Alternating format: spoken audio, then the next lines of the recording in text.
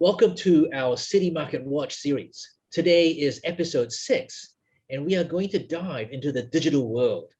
There is so much to talk about here. 5G, big data and data centers, artificial intelligence, the future of work, the future of learning, smart cities, cybersecurity, e-gaming, esports, and so on. Welcome back, Audrey Cheong, Citigold Private Client Portfolio Counselor. Audrey, when you think of digitization, what's the first thing that comes to your mind? My kids are glued to their screen. It is absolutely amazing what a pandemic can do for streaming content. Cord cutting or ending subscription to cable TV is like the Texas Chainsaw horror movie. Comcast, the largest US cable TV provider, only has 22 million subscribers. Yet, globally, Netflix has almost 210 million subscribers, with Disney Plus gaining 55 million subscribers in less than 6 months after its launch, and is experiencing a 162% increase year on year on downloads. Getting content through the internet is now the most preferred method.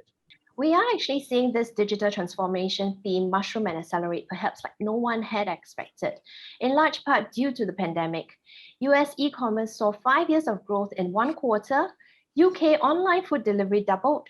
Zoom now hosts over 300 million daily meeting participants. Telemedicine in the US increased by a multiple of 3,000 during the pandemic. And across education, payments, and online art sales, both essentially and broadly, the contactless economy has doubled.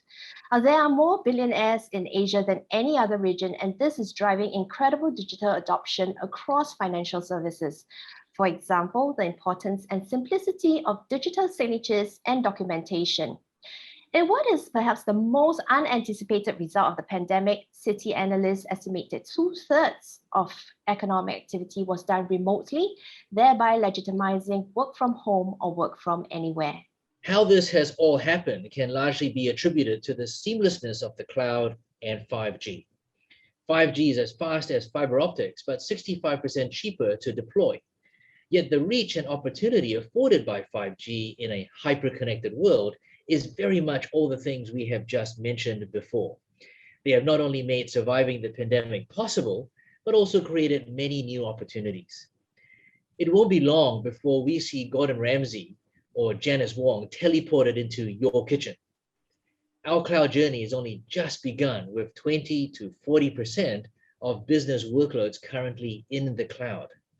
It remains top of mind and top of CIO agendas in terms of needed infrastructure investments and migration. Not that digitization is new, but 2020 was both a watershed and tipping point moment. For the longest time, automation and digitization have always been about reducing cost. But 2020 subtly and radically changed this focus to flexibility and efficiency, with the simple goal of serving customers better, as seen by the many facets of growth across e-commerce. Audrey, let's take a step back and just join the dots on what makes the cloud and 5G so powerful. Well, the backbone to all this is really data, big data, and how this is all used in the context of artificial intelligence, machine learning, and deep learning. Masayoshi Son really put AI on the map when he raised $100 billion for his Vision Fund. And as he told David Rubenstein famously, the first 45 billion in 45 minutes. The Vision Fund is all about AI. Again, as Masayoshi Son said, those who rule chips will rule the entire world. Central to AI is the view of singularity, in which technology is simply cheaper, better, and faster than humans, or exceeds the abilities of humans. And in terms of day-to-day examples, think of Google Maps and how it searches for your optimal route, face recognition at airports for securities, and your next recommended Netflix Korean drama. The power of AI comes from the advances in hardware, graphic chip technology, and the massive growth in data. We spoke about electric vehicles in episode 4. A Tesla with all its cameras processes over 1,000 movies a day, and then it shares that with every other Tesla around, each learning from one another. This is the trinity of AI, the harmony and harnessing of big data, computing power, and connectivity. Thanks, Audrey.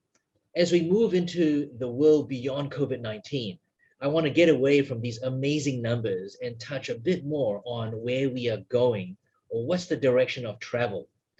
Two things come to mind: regulation and policy, and how services are reshaping opportunity. Audrey, what's the policy action of governments telling us? The American Jobs Plan worth 2.3 trillion US dollars and the Next Gen EU plan worth 760 billion euros are notable post-COVID-19 stimulus policies. These plans disproportionately favor green infrastructure, sustainability, renewables, and education.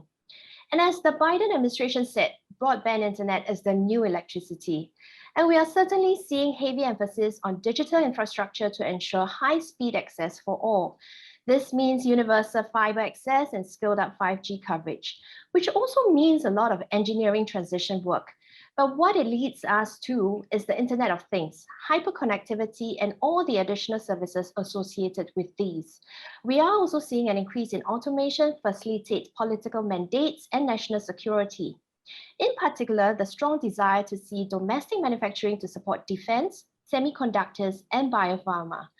Sun, what's brewing in services? Thanks, Audrey.